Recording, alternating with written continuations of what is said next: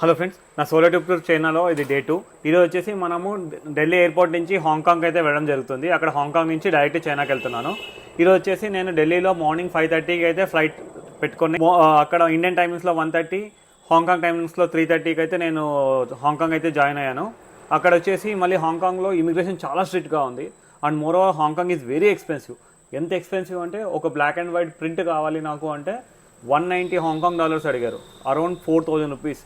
పక్కనున్న చైనాలో ఒక ప్రింటర్ వచ్చేస్తుంది ఆ రేటుకి, అంత ప్రైస్ అడిగారు.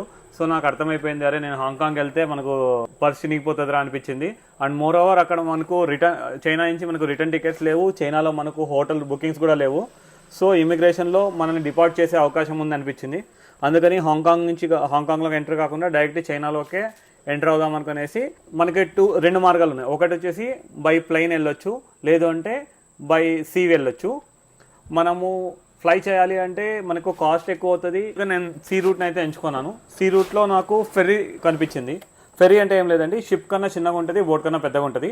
ఆ ఫెర్రీ అయితే తీసుకున్నాను. ఈ ఫెర్రీలో ఎక్కేసి నేను హాంకాంగ్ నుంచి చైనా మెయిన్ ల్యాండ్లో ఉన్న గాంజావ్ అనే సిటీకి అయితే వెళ్తున్నాను. అక్కడే మన క్యాంటన్ ఫెయిర్ ఫెస్ట్ జరుగుతుంది.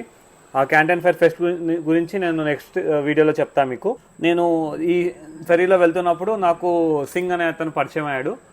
అతని మాటలో కూడా విన్నాము, మీకు వినిపిస్తాను అతను ఏం చెప్తున్నాడు ఏమి చైనా గురించి అనేసి. నేనైతే ఇప్పుడు హాంకాంగ్లో ఎంటర్ అయ్యాను.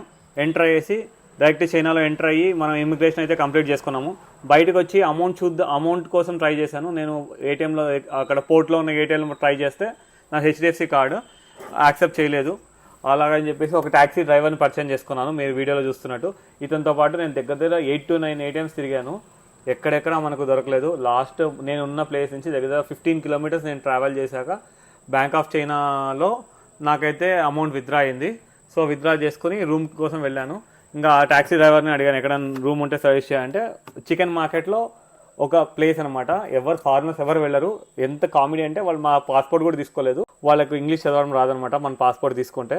సో అందుకనేసి ఆ Chinese taxi driver ID card పెట్టేసి మనం రూమ్ తీసుకున్నాము. రేపు మార్నింగ్ అయితే నేను క్యాంటన్ ఫెస్ట్కి వెళ్దామని చెప్పేసి డిసైడ్ అయ్యా. Meet you in day 3.